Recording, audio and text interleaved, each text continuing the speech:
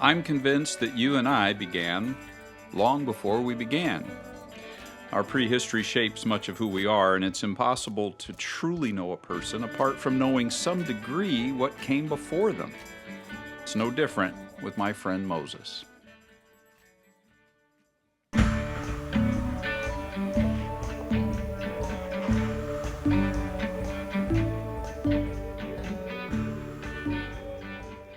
I'm Kevin Caldwell. Welcome to Sacred Wisdom, Sacred Texts, an exploration of some of humanity's most influential sacred writings. They've become my soul friends, daily companions, spiritual guides, and springs of wisdom.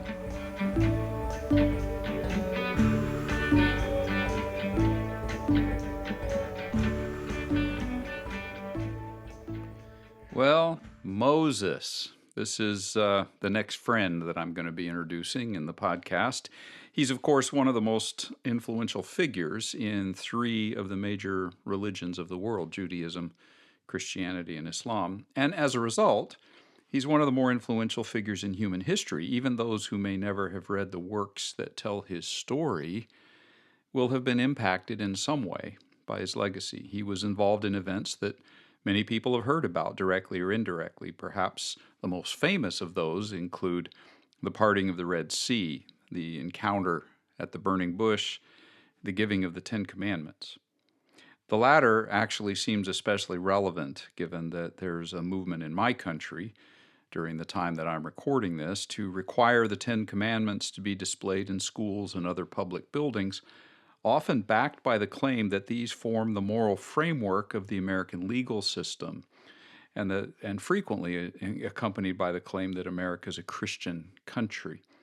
That's probably something I'll return to at some point in the podcast, but I want Moses to speak for himself first and get a bigger picture of who he is. Having said that, of course, I am coming to Moses with John and the Buddha at my side, or the Jesus that John shows me and the Buddha at my side. These two are my most influential friends, and I've described that in previous episodes. It's inevitable, since they went first in the series of episodes that I've done so far for the podcast, that they're going to end up shaping what I see and notice with Moses, what I choose to talk about. My opening episodes introduced John and the Buddha and an analogy of aliens describing a truck. That took me to questions about what's real and what's gone wrong and how to fix it. And a sort of bumper sticker tagline from those episodes might be that love and all-encompassing compassion are the essence of what is real and are at the same time the end or aim of life, to become love and all-encompassing compassion. Or another simpler tagline, to receive and to become love and compassion seems to be what life is all about. I know that sounds a little simplistic, but I'm gonna stick with it for now. Well, now I come to Moses, and to the question of how he will describe that abandoned truck in the desert that featured in the beginning of the podcast. I will naturally be aware of those three big questions as I explore the books of Moses. In other words, what's real, what went wrong, and how to fix it. A line of sight matters, and it shapes what we see. And so those two other characters, John and the Buddha, form much of my line of sight. And what that means is that the things I notice in Moses are in many ways due to that line of sight that I now have because of my friendship with John, or the Jesus that I know through John, and my friendship with the Buddha. And that includes things Moses will say and see that the others didn't. Eventually, I'll get all three together. But first, I want Moses to have an opportunity to tell us what he thinks on his own terms as much as possible. But here's a question. Where's Moses? In other words, where do I find him? Where have I gotten to know this friend? I'm going to spend most of the time in the second book of 5 books typically referred to as the books of Moses. Genesis, Exodus, Leviticus, Numbers, and Deuteronomy are the 5. The latter book, Deuteronomy, serves as sort of a recap of the other books, except for Genesis. Deuteronomy doesn't try to recap what happens there.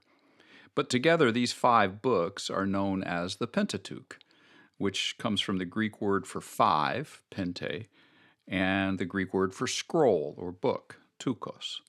So 5 books.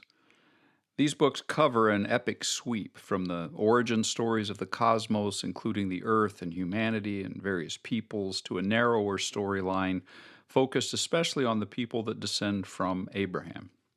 Then to the arrival of Abraham's descendants at the edge of the so-called Promised Land, following a long period of enslavement in Egypt. The bulk of the story, as recounted in these 5 books, tells the story of Moses, or rather the story of Moses and Israel, from enslavement to freedom to formation as a people with a system of government, laws, structure, and worship, or what we would call a religion. The story culminates with the people Moses had led for 40 years, standing at the border of the land they felt was theirs by divine grant, a kind of manifest destiny, if you will. And by the time those 5 books finish, Israel is poised to enter that land, but has not yet done so. The story is covered in the books titled Exodus, Leviticus, and Numbers. I already mentioned there's a final work, Deuteronomy, that summarizes all of it again. And there's differences, though, in Deuteronomy, differences of nuance and even specifics, which we might get into later. I'm not sure. It's really not my main focus in this series of episodes about Moses. As I mentioned, these books are also frequently referred to as the books of Moses.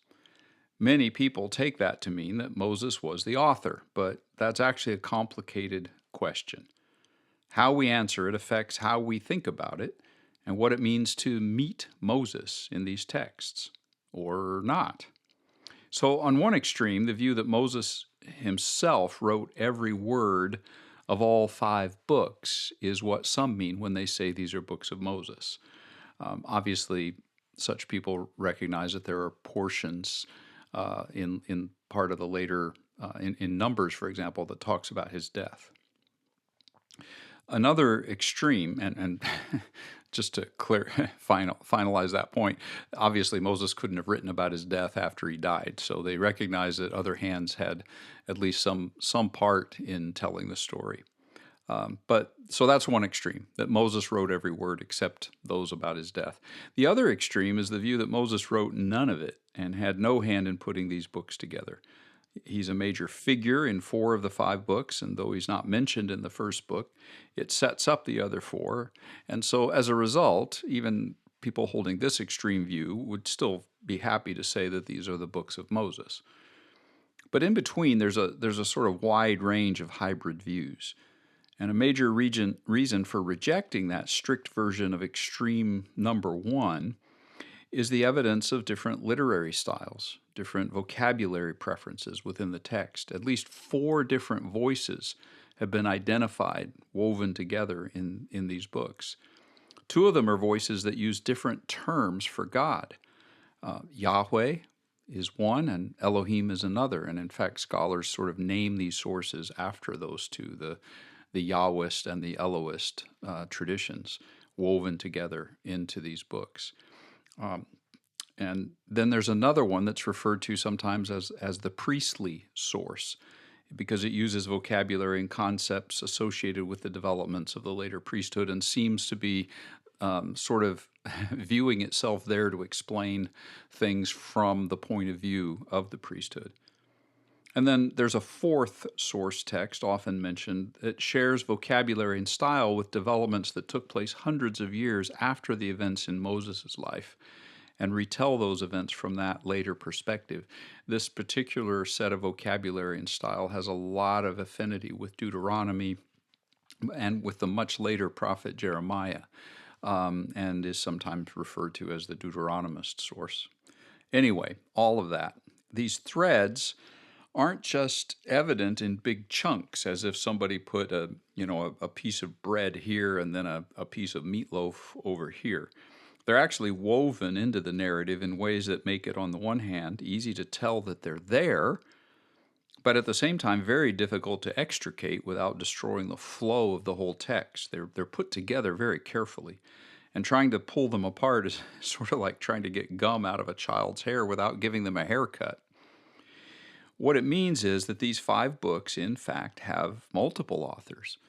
Multiple versions of many of the stories in the epic were woven together into one story, sometimes told and retold side by side, these different stories with their different perspectives. And yet they do hold together, which suggests that at some point a very skilled editor, in my point of view, an artist in their own right, brought these different original ingredients together, but did so as much more than a copyist. As I said, I think they're an artist in their own right. They compiled and organized everything with a purpose of their own. They had intentions in how they presented things and collected things and put them together. They were an artist.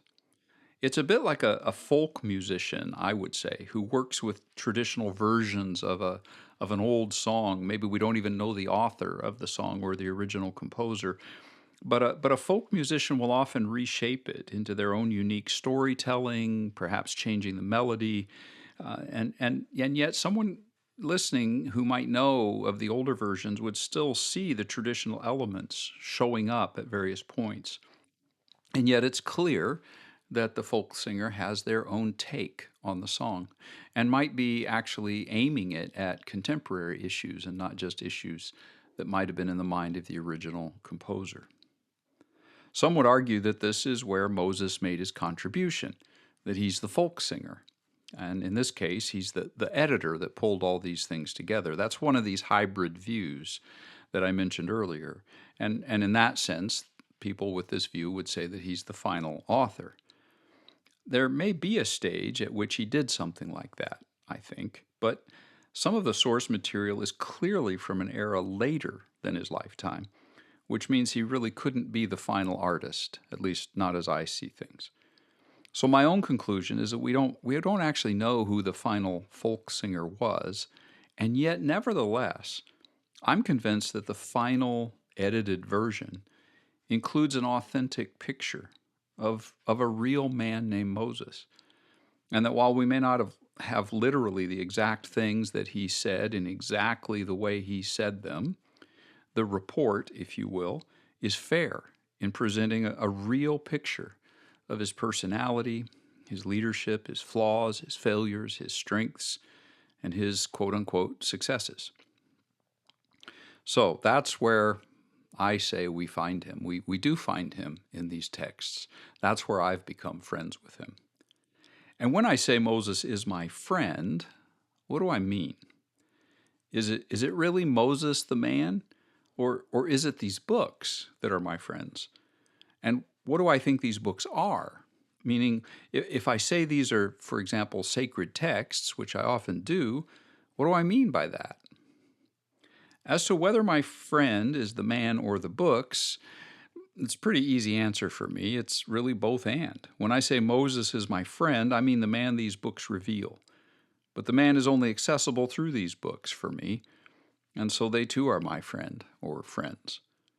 And what do I mean when I say these texts are sacred?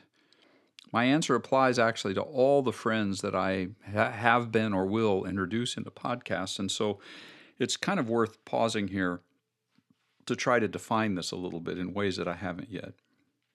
There is something about these books, and when I say that, I mean these books of Moses, but also John that I looked at before, and also the teachings of the Buddha that I've looked at, and it will apply when we get to the Gita and so on. There's something about these books, something about, in this case, this character Moses, or those other characters we will meet, something about the grand narrative that they either are part of or tell, a meta-narrative that speaks deeply to me. And they've also spoken to many, many others over the course of time in different cultures and contexts and languages. I think these sacred texts do so because they contain so many themes that touch deep nerves in humanity, huge, mythic, archetypal themes. And they have provided wisdom to people across multiple generations in lots of different contexts, and therefore have a sort of confidence instilling reliability in them. They're tested. For example, the books of Moses cover cosmic and human origins, covers beauty, culture, religion, humanity, peoples, nations, land, God, how to live, justice, and at the same time covers and reveals brokenness, evil, murder, injustice, slavery, oppression, racism, misogyny, patriarchy, rape. How can these things be sacred? Well, in the case of the books of Moses, people have found wisdom for life, all kinds of different people in different situations embedded in these texts, and therefore I refer to them as sacred, even if there are things that I have to sift through in the light of the wisdom of others, such as my friends Jesus and the Buddha. These books, the books of Moses, each in their own way, also touch on the big questions that I settled on in my conversations with the Buddha and with John. And I've mentioned them, but I'll mention them here again. What is real, and what's wrong, and how can it be fixed? Now, I want to pause here and say something about the place and the power of story in sacred texts like these. The way that the books of Moses address the big questions I just mentioned about what is real and what went wrong and how to fix it is not through teaching per se. It's done through story. And that story is made up of many stories. Some of the most famous stories of Western culture, stories known in various ways and various retellings in multiple religions. The best known, as I've mentioned already, Judaism, Christianity, and Islam, each of which respect the main characters of these 5 books. The stories I'm referring to are stories like creation and that let there be light and let there be, Adam and Eve and a garden and 2 trees and a so-called forbidden fruit, a serpent and a quote-unquote fall, a flood, Noah, a dove, an olive branch, Abraham and a promised land, Isaac and Ishmael, Jacob and the formation of the people of Israel, which was Jacob's other name, and then, of course, Moses himself, and the burning bush, and the Exodus, and the 10 Commandments, and so on. By the way, the event known as the Exodus came to shape the consciousness of the people of Israel throughout their history, and it ended up becoming the defining paradigmatic event in many ways, more important than creation and the origins of humanity itself for them. And as a result, the Exodus story has served a paradigmatic purpose in Christianity as well, in a number of, most Christian circles, if not all. And the paradigm becomes, not literal perhaps, but a metaphorical picture of the liberation from enslavement to sin for Christians, but also more literally in other seasons of various Christian lives.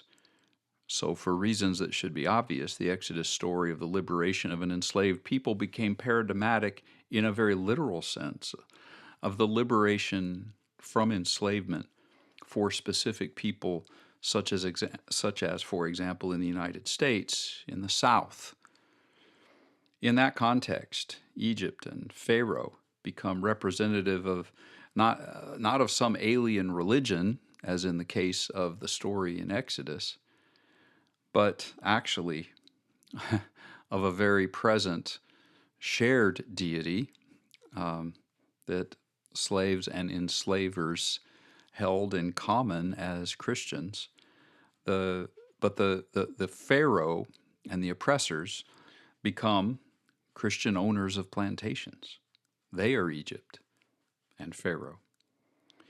That's an example, by the way, I referred to earlier, that all these sacred texts that I count as friends have a way of being ancient and contemporary at the same time, meaning they speak to people in different times and eras in powerful ways. And in fact, I think it's that ancient factor that enables them to be relevant in so many different contexts and cultures. Now, there are spiritual opinions and movements and practices that come and go, and that's been the case throughout human history. But these are sacred traditions and heritages, and now again I'm referring to all the friends that I'm going to bring into my conversations in these episodes, I'm specifically thinking of the books of Moses, but this applies throughout all of them.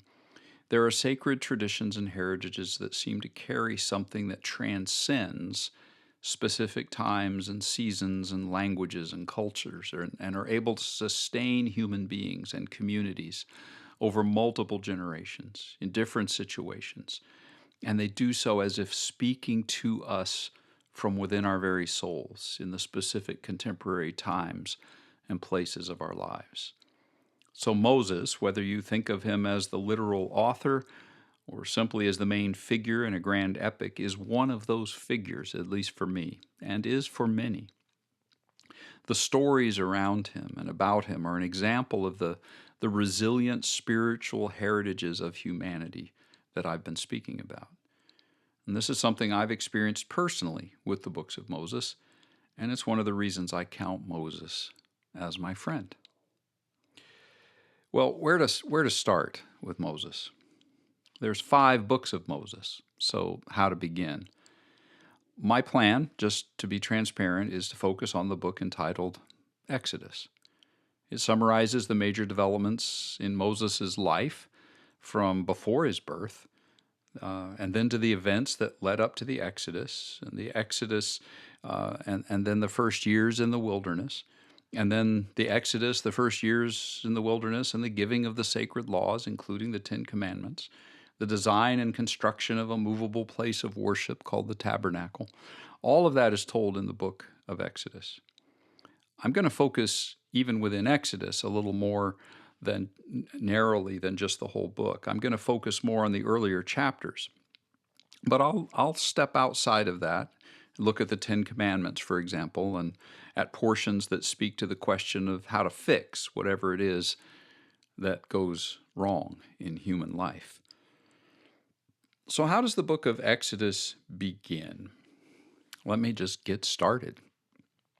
And Exodus, even though it's going to focus so much on Moses, reminds us that things begin before Moses. So here's the first 6 verses of Exodus. These are the names of the sons of Israel who came to Egypt with Jacob. They came each one with his household: Reuben and Simeon, Levi, Judah, Issachar, Zebulun, Benjamin, Dan, Naphtali, Gad, Asher. All the persons who came from the loins of Jacob, all his descendants, in other words, were 70 in number. Yet Joseph was already in Egypt. And then Joseph died, and all his brothers, and all that generation. Now, these 6 verses presume a lot of background material. And that background material actually has been covered in the book of Genesis, which means beginnings. Exodus assumes we know that. It follows on from that. So the remainder of this episode is going to largely be devoted to getting us caught up. It's going to be going back to the early portions of Genesis and then bringing us forward to Exodus. That'll provide some insight as to how the books of Moses view what is real and what went wrong. It also gives me a chance to talk in a bit more detail about how I see these books as sacred. So, beginnings. Genesis 1 to 3, and I won't have time here to read all the texts. I'm going to do more of that when we are in Exodus itself. I'm going to summarize in this portion. So Genesis 1 to 3 describes really 2 creation stories. There's the story of Adam and Eve and a garden and a serpent and a tree of life and a tree of the knowledge of good and evil. There's fruit and a decision and consequences. But that famous part, really all comes from the second story. I'll get there in a minute. Let's step back. The text, if we just read chapters 1, 2, and 3, really reads to me like a mythic, archetypal narrative. And I don't read it as literal history, not as science, but it is powerful in the way that poetry and myth and great art is powerful. Using a well-known example, these mythic and epic stories that are so powerful are powerful in a way similar to how I think the works of Tolkien are powerful. I'm not putting them on the same level, but I'm trying to make an analogy. Some may think, for example, that I'm diminishing the sacredness of these texts by doing this, but I'm just trying to help us sort of feel the sort of text, the sort of artwork that these texts provide us. Another possible misunderstanding might need to be cleared up here when I talk about a text like Genesis as mythic. Some people, when they hear that word, myth, think the word means untrue, even lies. Think of someone, a common expression such as, "Oh, you don't believe that old myth, do you?" Well, I think Tolkien is actually helpful here. It's one of the reasons I brought him into the conversation. He coined a term, mythopoeia, and I think, and basically that just means myth making. I think his first use of the term was in the title of a poem he wrote back in the 1930s entitled Mythopoeia. But he talks about it a lot, and if you read his letters, it comes up there. For Tolkien, mythic stories are a way that human beings, through their creativity, act like sub-creators. Now, Tolkien was a Roman Catholic Christian, so he believed that human creativity reflects the creativity inherent in the nature of a divine creator. Relative to Genesis 1 to 3, I think Tolkien might have said that from a literary viewpoint, this is myth. But I think he would have added this is inspired myth, and he would have said divinely inspired myth, reflective of the divine creativity as an artist and communicating the things that creator wants to say, with the author acting, you may say, as a sub-creator.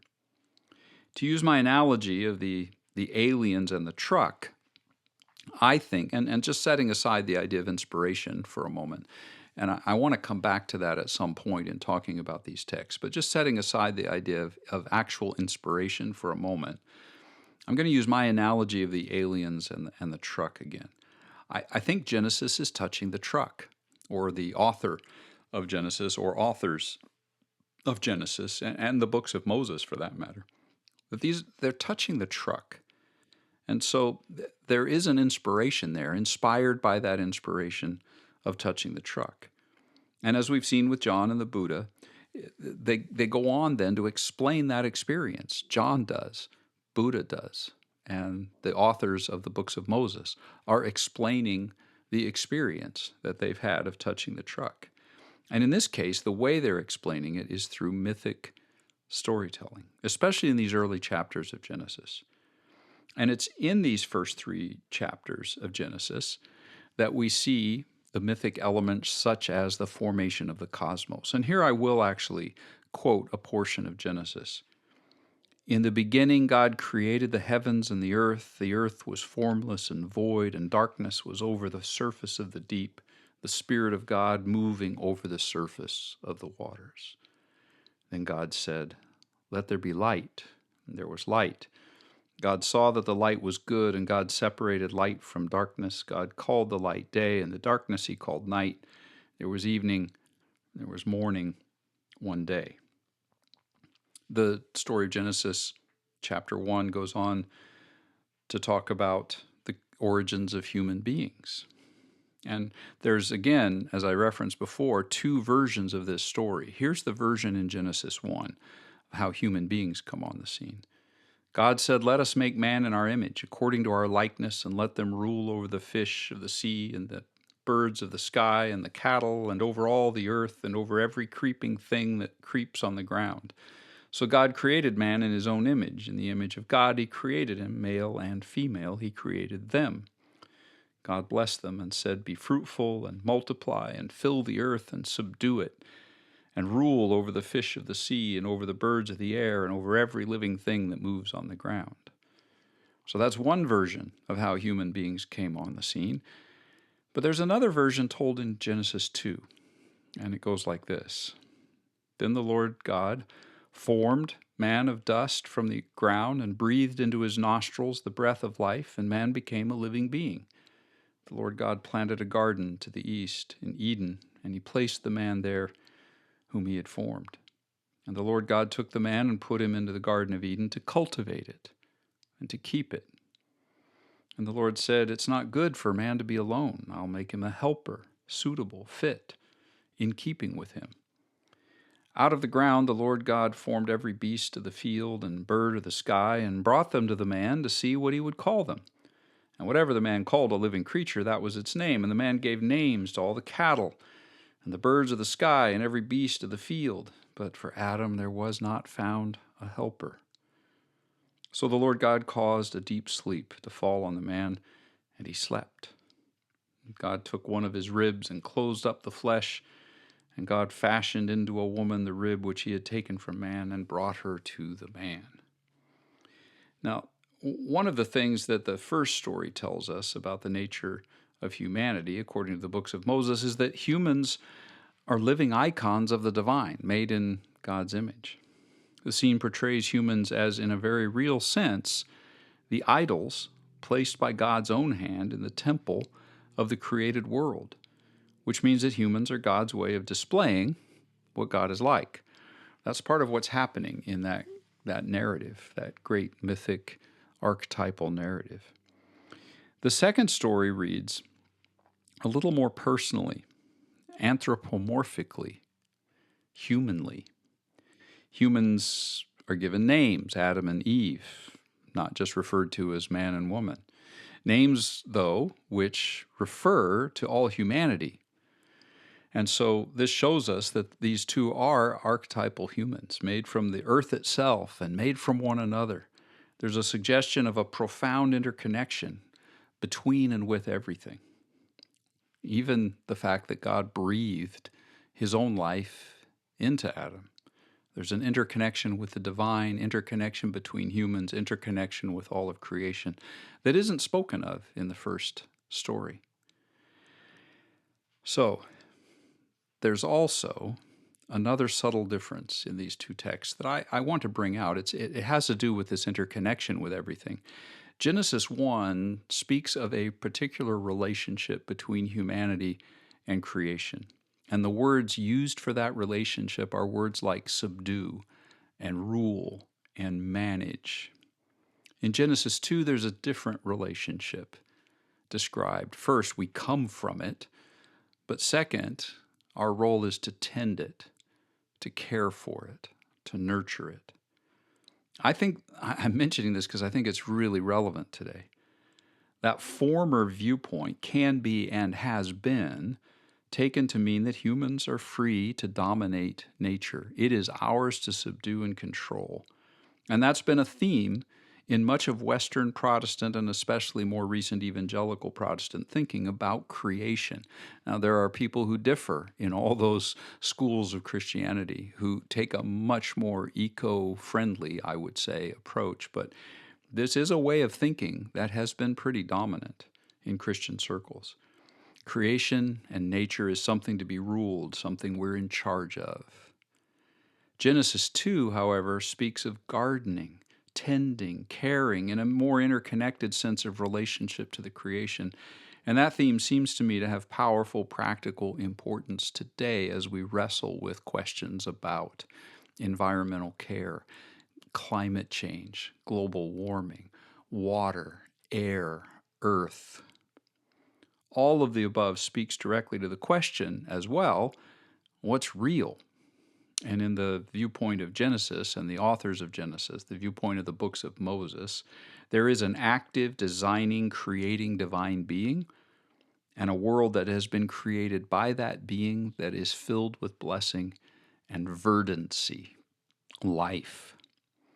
It's a world that has been made and lives and multiplies.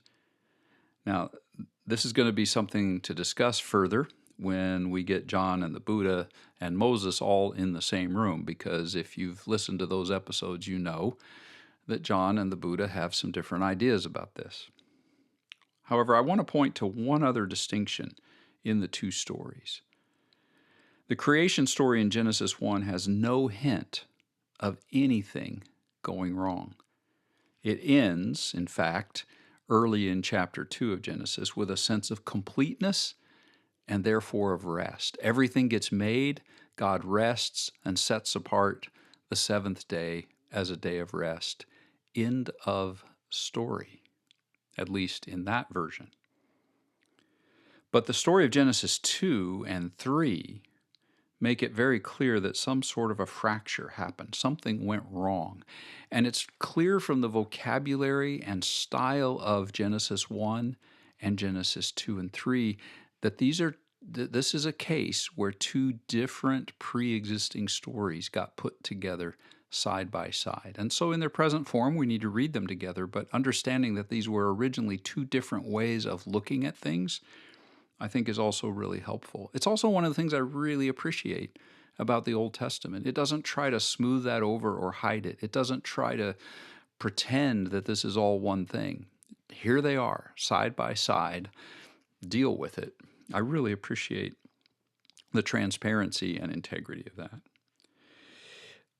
I was saying that Genesis 2 and 3 make it clear that something went wrong. In Genesis 3, that something wrong has to do with human decisions and actions. But it's also clear that there is another force in the world than just humans and the natural order that we can see. Something else is here, something that is not good.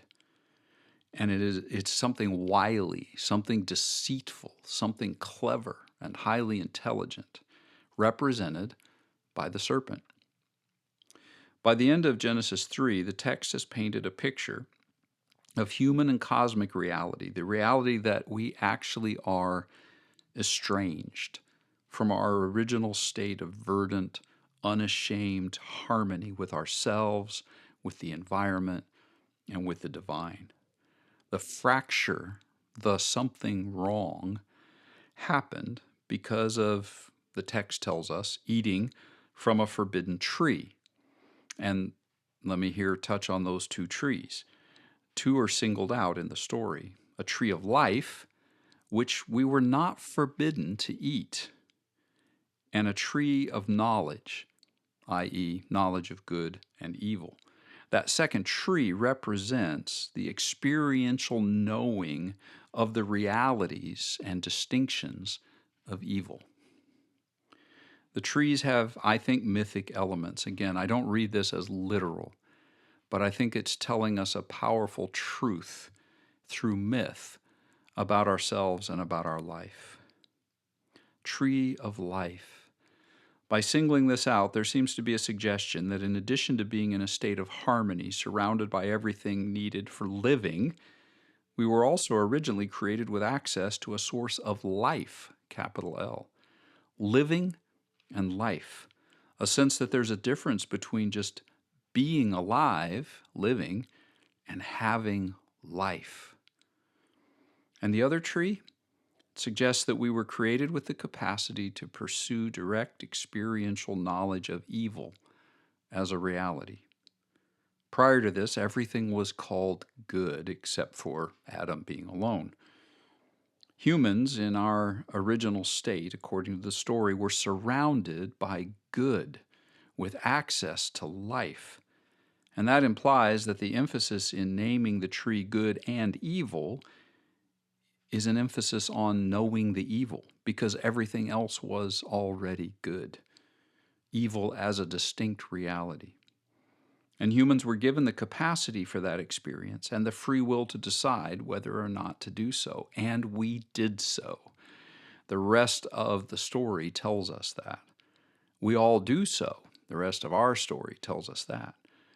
This is the meaning of what is often referred to as original sin, which I don't take to be a sort of viral infection that we're born with, but as a state of being that we have inherited because of decisions from others in the past, and which we can either add to or not. There's a fault line in the existence of humanity and its relationship with each other and the environment and the divine, according to Genesis. It's a fault line in being human as we know it. And again, that resulted in estrangement and separation from our profound interconnection and harmony of the original state. Still living and alive, but without access to life, and haunted by shame and hiding. So the early chapters of Genesis have a way of speaking about what is real, as we saw, and also of telling us what went wrong. The answer to the question of how to fix it takes a long time to tell in a narrative epic work of art such as the books of Moses. In some ways, the answer begins a few chapters later in Genesis chapter 12 with a man named Abram, or later Abraham, and specific promises made to him. When I say the answer, I mean from the perspective of the books of Moses. The answer for how to fix it, in some ways, could be said to begin with the story of Abraham, and promises made to him about descendants and land and blessing. The rest of the book of Genesis begins to tell that story. And since that's what forms the background to Exodus, I'm going to try to summarize it as best I can as we begin to conclude this episode. First of all, there were promises about land. By Genesis chapter 14, Abram has actually entered the land that he had been promised he would be given back in Genesis 12. And so in verse 13 of chapter 14, we read that a fugitive came, this is from another people, and told Abraham the Hebrew. And he was living by the oaks of Mamre, the Amorite, brother of Eshcol and brother of Aner. And these were allies with Abraham. And I want to emphasize that because he's in the land and he's dwelling in it, just as it was promised. But he's there with allies. And that word ally is actually an English conflagration of two Hebrew words, Baal, or master, archer or owner, and then barith, or covenant. So he was in a covenant relationship with other leaders of other peoples living in the land that he had been promised. He was in the land, in it, with and through covenant relationships with other peoples, not as a sole possessor of that promised land. And I think this is important to bring out because the typical understanding is that the promised land meant that Abraham and his descendants would be the only inhabitants, the only possessors. They would live in it alone. And that is the typical understanding that has been developed because of later events following the life of Moses when Israel goes in to conquer the territory. But since this is a book of Moses, it would seem that Moses and his community knew that there was a different way of possessing the land than the later conquest paradigm. At least this tells us that conquest was not the only paradigm for understanding how Abraham and his descendants might be in the promised land.